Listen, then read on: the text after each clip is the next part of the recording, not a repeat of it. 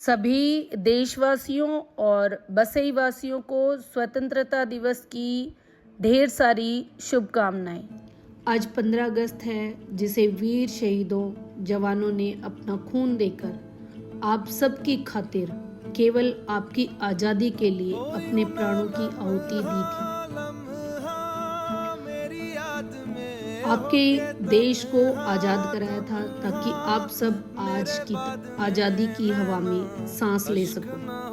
15 अगस्त 1947 को पूरे 200 साल बाद भारत ने ब्रिटिश शासन से स्वतंत्रता प्राप्त की थी। देश में जश्न का माहौल था और जिसे आज तक हम आज़ादी का अमृत महोत्सव के रूप में मना रहे हैं। आज आप सभी बसई वासियों को बसई के गौरवपूर्ण इतिहास के बारे में कुछ पंक्तियां बताना चाहती हूँ, ताकि हमारे बच्चे या हमारे गांव वाले समझ सकें कि बसई की एक गौरव गाथा भी है। आप सबको उसके बारे में पता चलेगा तो आप लोगों को खुशी होगी। भारत चीन के युद्ध के दौरान बिना गोलियों के 6 चीनी सैनिकों को बैनेट संगीन चाकू जो राइफल में होता है से अकेले मारकर गिराने वाले ऐसे थे आपके बसई गांव के शहीद गुगन सिंह।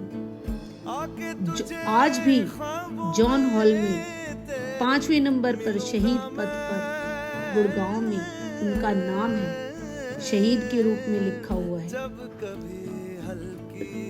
रजंगला चौक पर भी 111वें नंबर पर शहीद गुगन सिंह का नाम है। आप सब बसई वासी देखें अपना गौरवशाली इतिहास और प्रेरणा लें और कुछ ऐसा काम करें आपके बसई का नाम चारों ओर अच्छाइयों में फैल जाए। आज गुगन सिंह हमारे बीच नहीं है, लेकिन जॉन हॉल और रजंगला चौक पर जब मैंने पढ़ा शहीद गुगन सिंह के साथ बसई गांव का नाम देखकर गर्व महसूस हुआ। बसई गांव का इतना गौरवपूर्ण इतिहास भी है।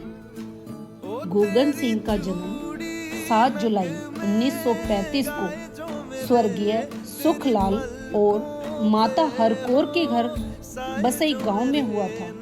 जब शहीद गुगन सिंह सेना में भर्ती हुए, मात्र 18 साल की नादान सी उम्र में हुए थे। गुगन सिंह ASC में ड्राइवर के पद पर नियुक्त हुए थे।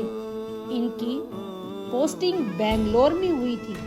1962 में चाइना ने जब भारत पर अटैक कर दिया, उस समय ये कुमाऊं रेजिमेंट की C कंपनी, जो कि हिमालय में चाइना बॉर्डर पर रजंगला पोस्ट पर थी, वहां पर तैनात थे।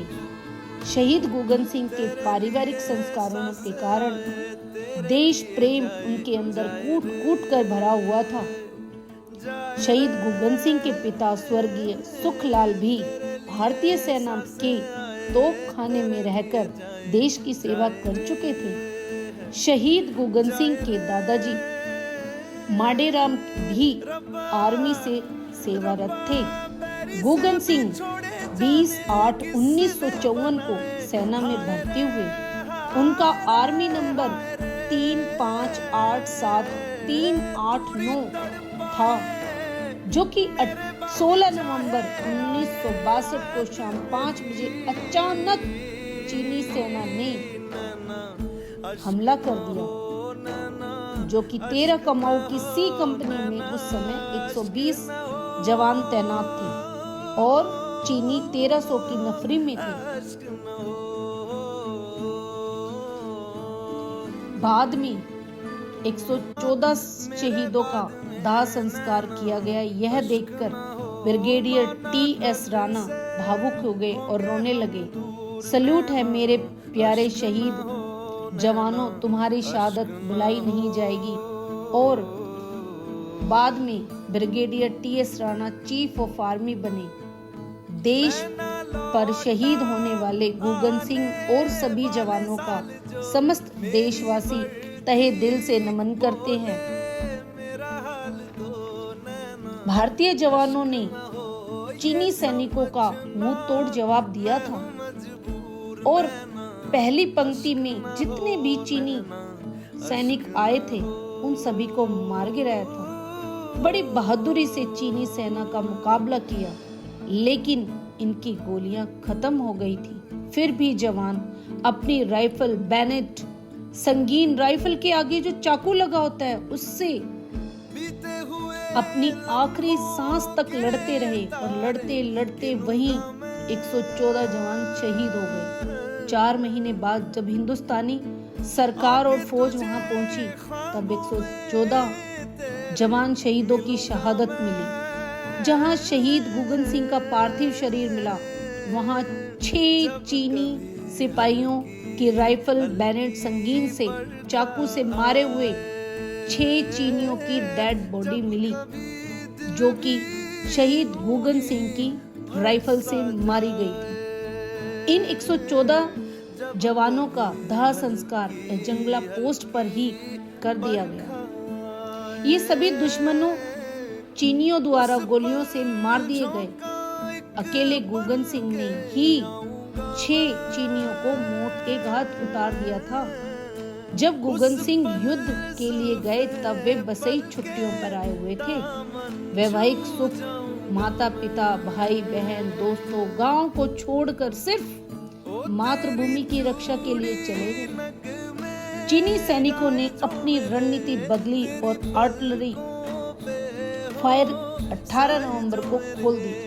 कंपनी कमांडर शैतान सिंह ने ऑर्डर दिया, last man last round.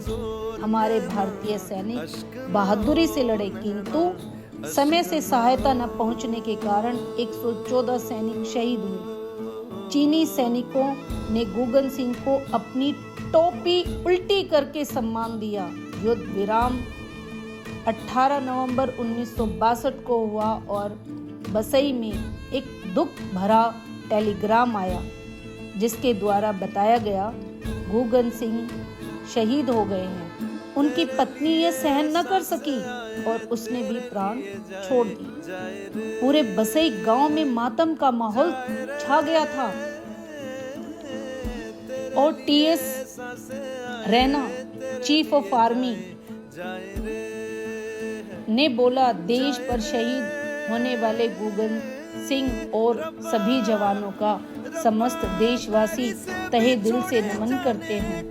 Gugan Singh की मां हर कौर को भारतीय फौज में शहीद हुए उनके बेटे गुगन सिंह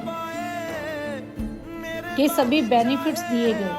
1962 की लड़ाई में जवानों के पार्थिव शरीर घर नहीं आया करते थे और ना ही भेजे जाया करते थे। गुगन सिंह के छोटे भाई आजाद सिंह कटारिया आज भी उनकी यादों को ताजा बनाए हुए रखते हैं। जिस दिन शहीद गुगन सिंह ने शहादत देश के लिए दी, उसी दिन गुगन सिंह के परिवार में एक बच्चे ने जन्म लिया। 18 नवंबर 1962 के दिन जिस बच्चे की किलकारियां उस घर में गूंजी, उसका नाम आप सभी ग्रामवासी अच्छे से जानते हैं। गांव की जितनी भी सभाएं होती हैं, सबसे आगे वही खड़े होते हैं राम निवास फौजी, और उनमें भी अपने पारंपरिक फौजी गुण विराजमान हैं। देश हित में, गांव हित में सर्वोपरि सभी के साथ खड़े रहते हैं। शहीद गुगन सिंह की शहादत हमेशा अमर रहेगी। बसई गांव का नाम मरने के बाद भी जॉन हॉल और रजंगला चौक पर लिखवाने वाले शहीद गुगन सिंह आप हमेशा के लिए बसई गांव के लिए अमरत्व लिख गए। आपको सल्यूट है। जय हिंद, जय भारत।